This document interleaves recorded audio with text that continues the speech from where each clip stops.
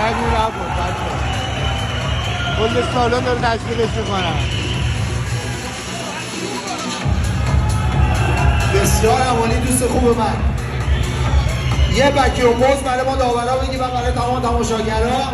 بسیار عمالی، بسیار عمالی.